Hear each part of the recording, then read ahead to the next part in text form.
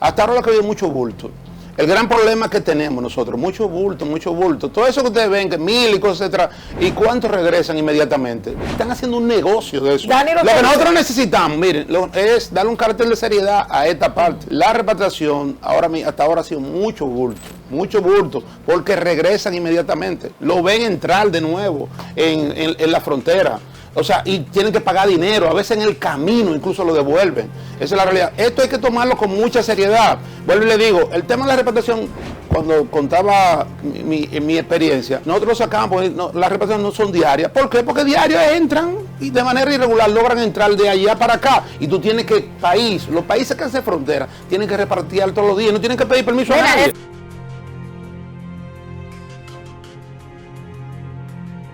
Aquí estamos en este jueves 15 de mayo, el matutino Su Mundo, y tenemos hoy en la entrevista central a un hombre que tiene una larga trayectoria y tiene muchos galones dentro de la dirección política del PLD, y un hombre que se la ha jugado en todas las batallas, Danilo Díaz, miembro del Comité Político, diputado nacional y representante técnico electoral y todas sus hierbas aromáticas en la Junta Central Electoral.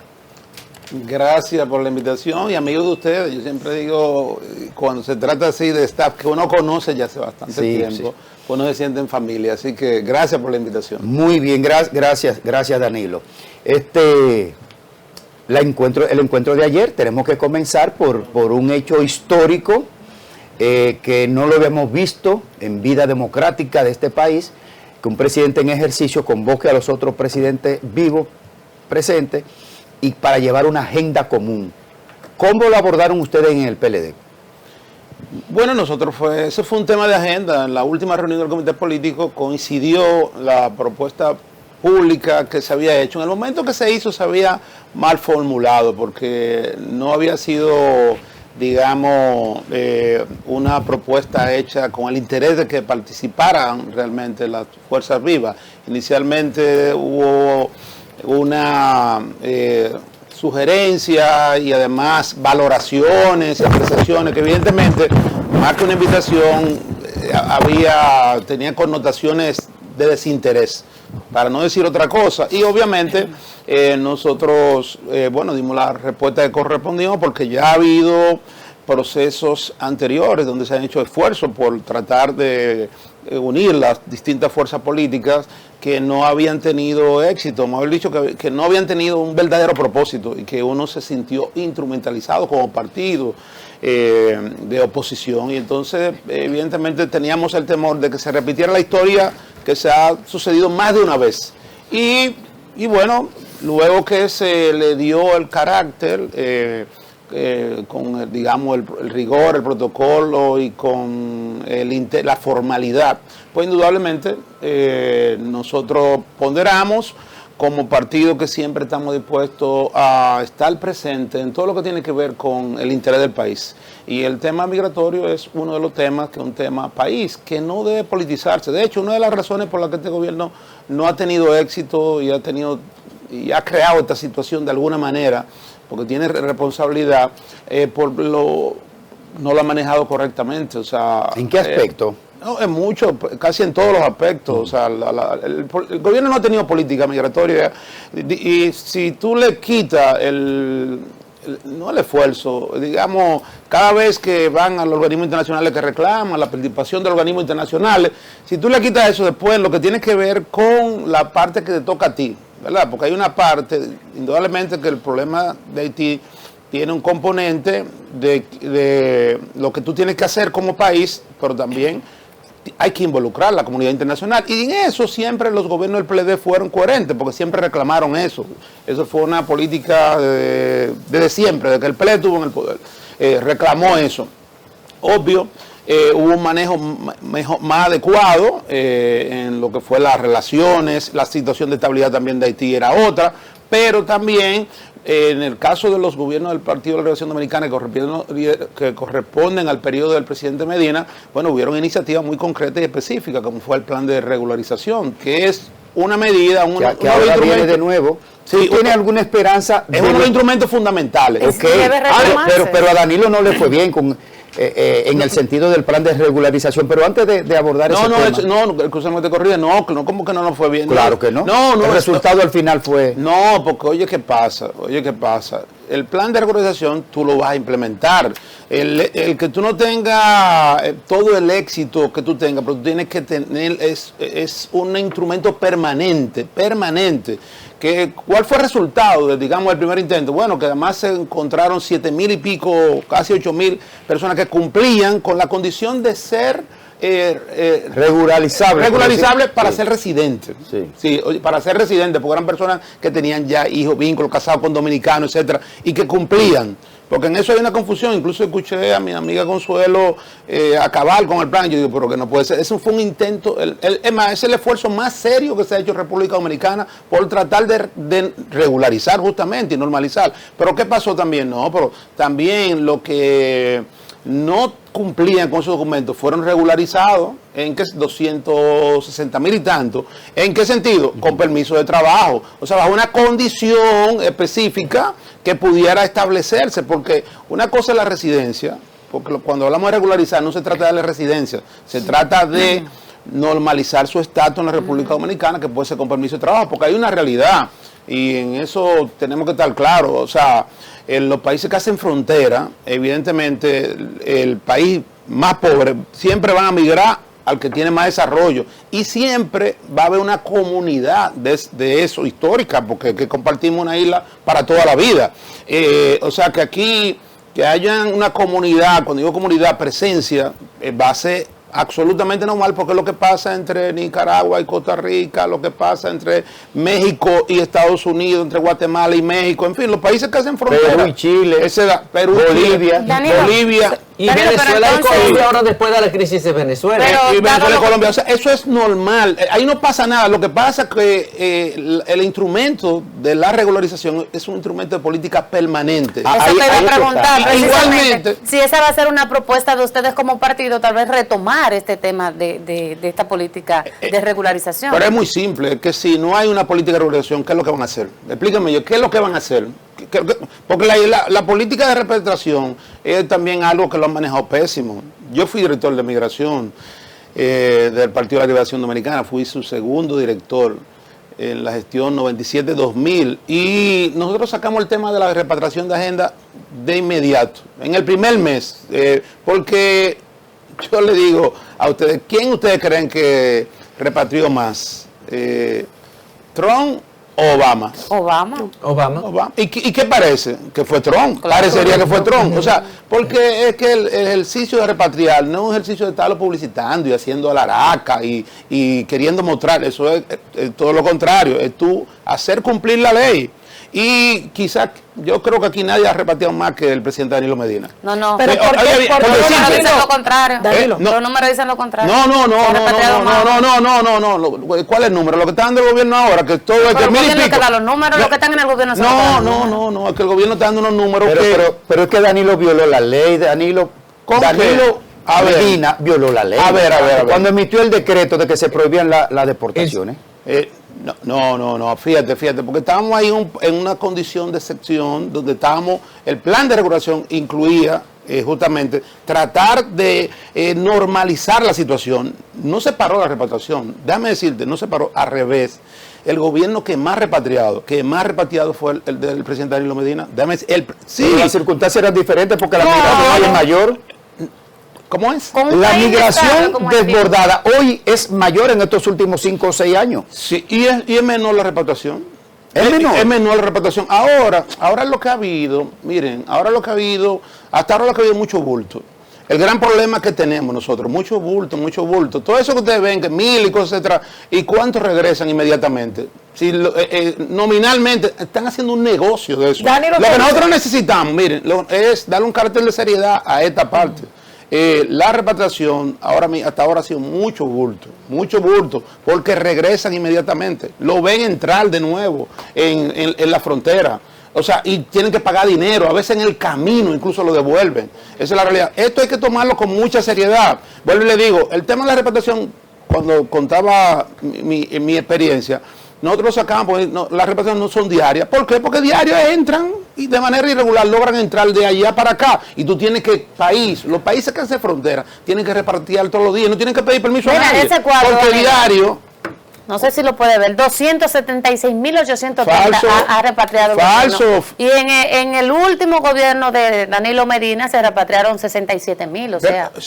Óyeme, falso totalmente lo actual. Vuelvo y le digo, esos números corresponden a los números noticiosos, pero no corresponden con lo que están... Sí, con lo que eso lo está dando la actual Dirección General de Migración, que respetamos sus declaraciones, pero no responden a la realidad de lo que se está haciendo hasta ahora. Vuelvo y digo, uno de los problemas que hay que resolver con seriedad es que las repatriaciones se materialicen realmente. Cuando digo se materialicen, no solamente con el cumplimiento de lo que tiene que ver con los derechos humanos, que tiene que ser así también, porque nos crea un problema internacional, es que hay que garantizar el no retorno, el control de esa frontera, que no hay control todavía en esa frontera. Pero se van a sentar a hablar en base a falsedad entonces, porque si el gobierno no está diciendo lo real del país, ¿cómo que ustedes se van a sentar a hablar de eso? Mira, nos estamos sentando a hablar con todo el propósito de lo que se dijo, de hacer una política migratoria en el que se contemplen las medidas que se vayan a cumplir. Porque ahora mismo estamos bien.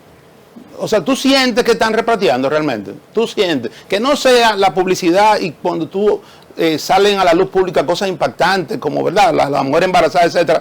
Tú piensas que eso, que se está repatriando, da la sensación. Vuelvo y te digo, es como cuando Obama y Trump. Parecería que Trump repatrió más que Obama. Obama repatrió más. Parecería que este gobierno repatrió más que el gobierno de Danilo. El gobierno del presidente Danilo repatrió más. Créeme que sí. Danilo, según usted, entonces, el plan de regulación que llevó a cabo Danilo Medina fue exitoso. Mira, fue el esfuerzo más serio que se ha hecho en República Dominicana por normalizar. Porque hasta ese momento, ¿sabes lo que había?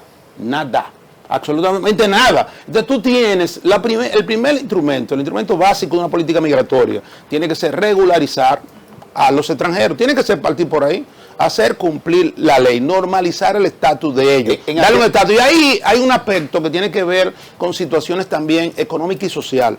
Haití es el segundo socio comercial de la República Dominicana. Eso no se puede ignorar, ¿de acuerdo? Porque eso tiene un impacto en la economía, en que mucha gente coma, que dependan de ahí, porque son empleados de las empresas que lo contratan. En fin, es un elemento que hay que tomar en cuenta. Entonces, lo primero que tú tienes que tomar en cuenta es el mercado laboral. ¿Qué tiene que hacer una política migratoria? Proteger el mercado laboral dominicano y también proteger los sectores productivos. Hay sectores productivos que todos sabemos que se requiere mano de obra extranjera, que como el caso de la producción agrícola, ¿verdad? En varios rubros, y también la construcción. Entonces son dos elementos que están ahí. Ahora, tú no puedes, como hay ahora mismo, que sean los nacionales extranjeros los que estén como motoconchita, por ejemplo, ¿tú entiendes? Ese sector, es un sector informal, por ejemplo, por decirte, tú tienes que regular de ahí. Tú no puedes que en el turismo, por ejemplo, haya una cantidad más allá de lo que la ley permite. También cuando hay nacionales dominicanos que quieren, tú tienes que proteger el mercado laboral. Eso es una política migratoria que va dirigida a eso, porque la realidad es que van a haber nacionales extranjeros, no solo de Haití, sino de otros países, y de Haití más, porque es lo lógico que haya, pero regularizado. Ahora, aquí no debe haber nadie que no esté cumpliendo algún rol en ese contexto. Tú eres un hombre de Estado. La otra vez nos costó de la costilla del pueblo dominicano, de los impuestos nuestros, más de 2.000 millones, el plan de regularización. Mientras nosotros lo hacíamos gratis como Estado, el consulado haitiano le cobraba a sus nacionales por cualquier detalle administrativo. Ahora, ¿cómo tú crees que debería hacerse? ¿Pagar de nuevo nosotros o deben pagar los haitianos su proceso? Mira, es que los haitianos están dispuestos a pagar porque ellos pagan ahora mismo con esta repatriación. ¿Cuánto están pagando los haitianos? Y ahora, ¿quién se queda con ese dinero? Esa mafia, por decirte. ¿Quién se queda con ese dinero? aquí una de las cosas O sea, el Estado no debe volver a hacer eso de que de pagarlo de nuestro dinero. Algún costo tendrá para el Estado y tiene que tenerlo, ¿tú entiendes? Porque regularizar al colombiano, regularizar al colombiano, norteamericano, etcétera, etcétera, tiene algún Pero costo. cuando hablamos del Estado parece un intangible que está en el aire flotando. El Estado somos nosotros. O sea, cuando decimos el Estado es de los impuestos de nosotros. Claro. Sí, La pero cuestión. algún costo tendrá, pero evidentemente el beneficiario tiene que pagar. Y vuelvo y te digo, ahora mismo está pagando, pero ahora se queda en los bolsillos de militares, de funcionarios públicos, de gente que están en funciones que permiten el ¿Y acceso. qué te parece entonces la modificación de la... Aquí estuvo ayer el senador Pero Antonio Marte. Sí. Aquí estuvo ayer Antonio Marte y reveló que la modificación de la ley de trata de personas y tráfico de seres humanos y demás, fue aumentada el castigo a los funcionarios públicos en materia de 10, 15, 20 hasta 25 años.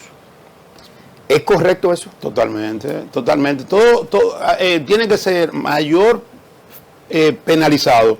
El funcionario. El funcionario público, claro, porque es prácticamente imposible que haya acceso si no hay la participación de militares y funcionarios públicos. O sea, sin lugar a dudas, tiene que ser así. Y eso hay que reforzarlo todavía. Bueno, si tú vas a ser el asesor de Danilo Medina, en cómo va a llevar el pues tema... hay una comisión.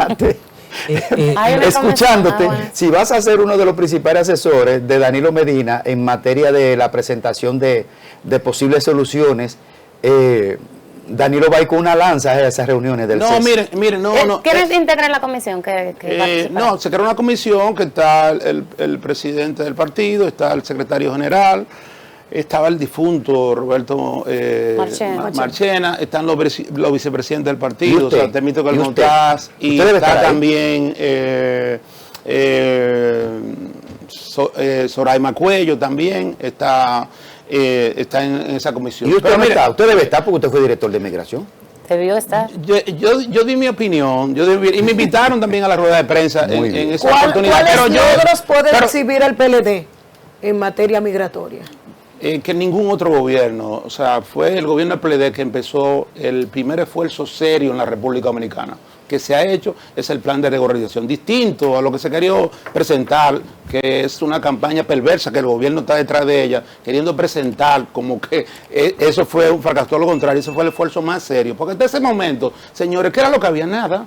Sencillamente aquí los haitianos estaban sin ningún tipo de documentación, sin nada. Nosotros con eso empezamos a documentar, obligados a sacar pasaporte. Fue el esfuerzo más serio. Y además, porque no podemos, señores, abusar, desinformar. ¿No? O sea, desde parte de la responsabilidad que tenemos todos, incluyéndolo ustedes, es informar bien. Y en ese caso, en lo que tiene que ver con política migratoria, no hay un instrumento más eficaz, en este caso, que la regularización. Hay que regularizar. Muy bien. Usted puede reforzar eso y mejorarlo y todo el asunto. Pero tiene que ser ahora permanente. ahora hay tecnología para hacerlo. Pero Porque tiene que ahora ser tú puedes, permanente. Ahora con la huella tú puedes crear un código. O sea, ahora tú puedes hacer muchas cosas que no se podían hacer en ese momento. por biometría, ¿verdad? Todo eso puede hacerse ahora, pero es regularizando. Lo otro es, lo de la comunidad internacional, eso está muy bien, y lo otro es el sistema de consecuencias real que debe existir. Danilo. Con esos tres elementos,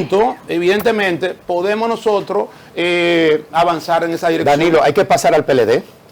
Estamos en el PLD. No, porque esto es política de Estado. Ahora vamos a la política interior del PLD. Vi que el Tribunal Superior Electoral, ante una demanda incoada por un miembro del PLD, llamaron a Francisco Javier García de que pudiera, el Tribunal Superior Electoral, de que pudiera estar violando la ley electoral. ¿Está violando la ley electoral Francisco Javier García con su inscripción?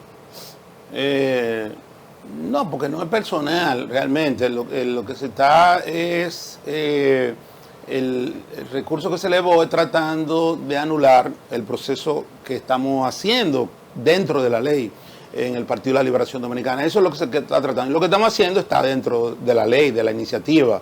La consulta está dentro de la ley 3318, o sea, esa iniciativa que pongan. ¿Y por qué ese compañero hace eso contra su propio partido? Que no me acuerdo el nombre porque no lo conozco. Bueno, él evidentemente, ¿qué lo anima? Eso se verá, eso no va a ser difícil de poderlo establecer, pero no está actuando en función de los intereses del partido. ¿Quién lo está empujando? Evidentemente. ¿Quién es? Que yo no me acuerdo el nombre, honestamente. ¿Cómo que se llama? ¿Eleuterio? Eleuterio Vargas, me parece. Me parece, o sea, él no es conocido en el Eleuterio partido. Abad, el miembro Eleuterio Abad, porque Eleuterio Vargas Abad, es el periodista. Sí, abogado. Eleuterio Abad es de la provincia de Monseñor Noel, recién miembro del Comité Central. Lo hicieron a recomendación, estaba en la cuota me parece en la cuota del Comité Político. Él es cercano a Abel Martínez, porque me dijeron eso, que él es una persona muy cercana a Abel Martínez. Yo no sé si están hablando mentira o están hablando por boca de ganso. No lo puedo establecer realmente esa parte, pero indudablemente que él y quien sea que esté en este caso tratando de impedir lo que hemos acordado como organización, como comité político, que se ratificará en la reunión del Comité Central el día 8 de junio, está conspirando contra los intereses del Partido de la Liberación Dominicana. ¿Eso le merece una sanción? ¿Está establecido dentro de los estatutos? ¿Es una falta grave? Bueno, tiene mérito, pero él está haciendo un derecho constitucional y evidentemente tiene ese derecho de hacerlo. Evidentemente él puede estar equivocado porque lo que está haciendo es contrario a los intereses del Partido de la Liberación Dominicana. Está haciendo un derecho constitucional. Lo que quiero decir que eso es evidentemente un esfuerzo de todas maneras en vano, porque el tribunal no puede disponer otra cosa que no sea respetar lo que hemos hecho, pues nosotros vamos a escoger nuestro candidato en el plazo que dice la ley, que es entre julio y octubre del 2027, pero ahora estamos haciendo un esfuerzo interno por ponernos de acuerdo con una figura que vaya, digamos, viéndose como el aspirante entre todos los que aspiran. ¿Cuántos candidatos ahora mismo, precandidatos tiene el PLD? Bueno, es que está abierto hasta el día 8 de junio. Está abierto. No lo sabemos que Francisco, pero me imagino que hay otros que se inscribieron a varios, se inscribieron 3 más compañeros. ¿Quiénes son esos? Miembros como Central. Ni él lo conoce, ya tú puedes saber si van a parar ninguna. No, pero Danilo, pero ustedes no han podido ponerse de acuerdo, ustedes no, más bien. Esos candidatos, esas figuras que uno ya ha visto, Abel Martínez, la vicepresidenta, la ex vicepresidenta, Charles Mariotti y demás. ¿Qué es lo que ha pasado? Que ya venció el primer plazo, donde se iban a poder inscribir, solamente fue Francisco Javier. Y ya estamos próximos al 8 y no hemos visto esa euforia que en un momento vimos, o la vez pasada cuando se eligió por consenso a Abel Martínez, que es lo que se ha dado ahora al interno, que no han logrado eso. La historia nunca se repite igual, eso es lo primero que te voy a decir, no se repite igual, o sea, son dinámicas distintas, son momentos diferentes, pero sobre todo el plazo está abierto. Hay quienes no lo hicieron en aquella oportunidad porque entendían que no era el momento y justamente se ha extendido para que haya oportunidad, o sea, todo lo que tú mencionaste pueden perfectamente inscribirse. Sí, pero no lo vamos no, porque no lo sabemos. Falta mucho tiempo. Es que no lo van a hacer porque nadie está dispuesto a estar gastando cuarto, gastar pólvora en gal. No, pero ya él dijo que hay 3 personas yo creo que nosotros no debemos decidir por ellos. O sea, vamos a dejar y ustedes lo pueden traer aquí. El candidato soy yo, Francisco Javier, Danilo. No, yo no tengo candidato. En aquella oportunidad, déjame decir, en serio, yo en aquella oportunidad apoyé y asumí a Margarita claro, públicamente, pero en esta oportunidad yo aspiré a la Secretaría de Asuntos Electorales, aquella vez lo era, y pedí una licencia y renuncié a la misma, y ahora he decidido participar en la organización del proceso. Creo que me necesita más el partido ahí, en esa parte de arbitraje. ¿Quién está como titular de la Secretaría de Asuntos Electorales? No estoy yo, por eso. Entonces, volvió a la posición. Entonces la Secretaría tiene un rol de arbitraje de alguna manera. Pero usted conoce claramente quiénes fueron las 3 personas que se inscribieron. Porque si usted sigue como titular, ¿verdad? Me imagino que sí. Todavía no se ha creado la comisión con formalidad. Se creó una comisión de arbitraje que la compone el compañero Lidio, Alejandrina y el compañero Melanio, que más bien es para organizar el proceso. Ahora, el día 8 de junio deberá escogerse ya la comisión. ¿8 de junio? El 8 de junio. Pero estamos a 3 semanas. Pero lo que te estoy diciendo, todavía no se ponen de acuerdo. Pero yo creo que falta tiempo suficiente para que Francisco Javier va a barrer con todo ahí. Pero no lo sabemos. Una pregunta que te hago. El lanzamiento con tanta anticipación de Francisco Javier García, un hombre que ha sido director de campaña, de Leonel Fernández, de Danilo Medina, exitosísimo, que se conoce todo el país. Lo que uno ha tenido la impresión es de que quisieron lanzar primeramente a Francisco Javier para colocarlo como una figura única como candidato presidencial, porque uno no ve las luces y el potencial de los otros para enfrentar a Francisco Javier. Francisco Javier es el candidato del PLD. Pero bueno, tú pareces militante.